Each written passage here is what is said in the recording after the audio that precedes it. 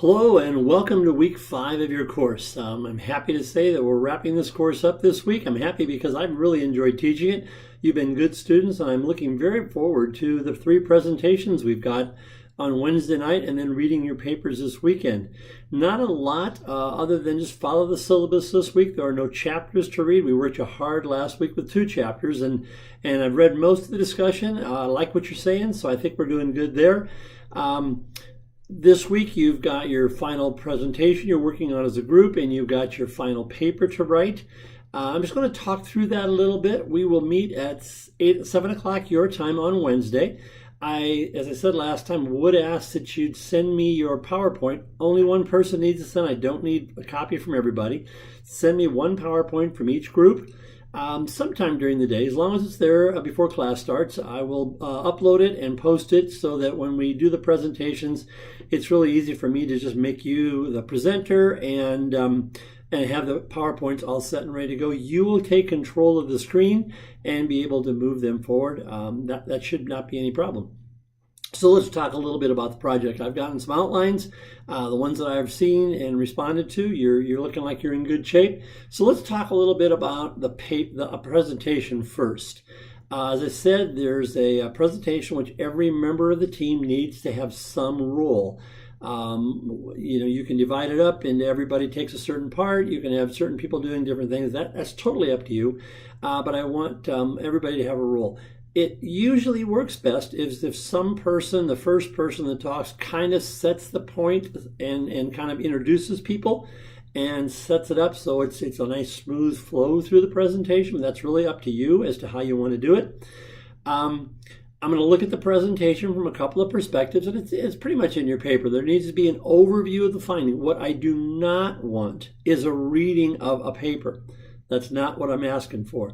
This is like you're presenting this to a group of people who are interested in this ethical dilemma. You can role play anything you want. It might be I'm making this presentation to an outside ethical group who's going to hear what this company or this organization did. It may be that you want to say, I'm making this presentation to a boss. You play whatever you want to do, or you can just make it to me, that's fine too.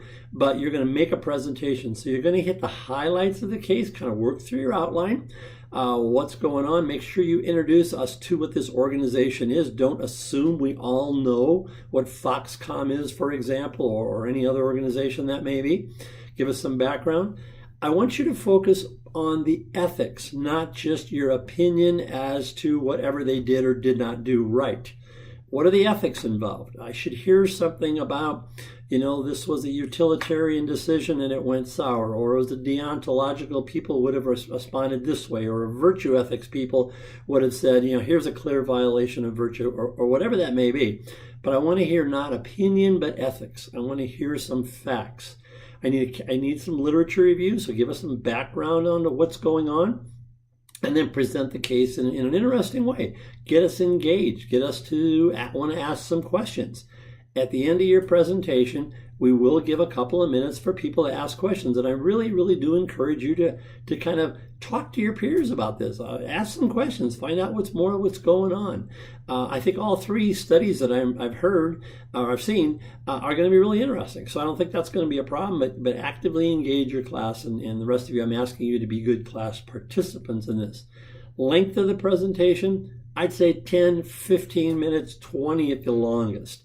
Much more than that, if you can't make a point in 15 minutes, probably people have already tuned out. So make it interesting, make your point, and get us in and out of that conversation. So we probably won't be real long. We have 3 presentations. I'm guessing we'll be done in an hour. But make sure you do those presentations that way. Now for your paper. As I said, and I hope you have done, please share your research with each other. You can use each other's research as you write your paper. That's not a problem, but you all write your own paper because you all have your own writing style. You all have your own writing ability.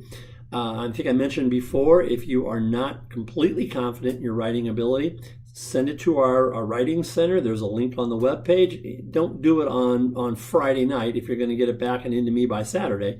By the way, your papers are due on Saturday. They are not due on Wednesday. So you've got a few extra days after the presentation to kind of touch it up, finalize it, get it going, making sure the paper is really well written. But write a good paper. This does need a cover sheet. It does not need an abstract. It does need, and I will be a stickler on proper citations and references. So I don't want to read a whole paper of I believe, I think, I believe, I think. Give me the information. Write it from a third-person perspective. Write it as a research paper. Cite when you got your information. You don't give me 4 paragraphs of facts and nowhere to know where it came from. I will mark you down significantly on that. Make sure your references are right. You've had a couple of classes now. You should know how to do that. If you have any needs for that, there's plenty of help on the website at Concordia's library and at our Blackboard site to talk about how to cite and how to do references. As I said, the paper, is a good, well-written paper, and I'm expecting that. I will probably read these papers Sunday and Monday. I don't see any reason why I would not have your paper back, your grades in by Tuesday the following week. I know you're starting another class the next day, so I want you to be able to see what you're doing and make sure you're doing what's well. There's a couple of discussion questions this week, and make sure you do respond to that. Those points do matter. And there's a manager's hot seat, I believe, this week. Finally, if you haven't received it already, you will receive an email from our assessment service that asks you to do a course evaluation. I ask you strongly, encourage you to do that evaluation. I do not see them for a couple of weeks after the course, and they are also seen by our dean. And they're really helpful, not only for me as the instructor to kind of know what I did right and what maybe I could have improved on, but it's also helpful for the school to know how we're doing in our classes. That data is very important as we seek accreditation, and we've got, I think, about 7 or 8 more years before we get accredited, but all that becomes part of our accreditation package that does demonstrate that we ask students how we're doing and we can measure your learning. As I said, it's been a real pleasure teaching this class. If you have any questions this last week about what's going on, I'll be checking my email a lot. So let me know what's going on, and I wish you a blessed week. Thank you.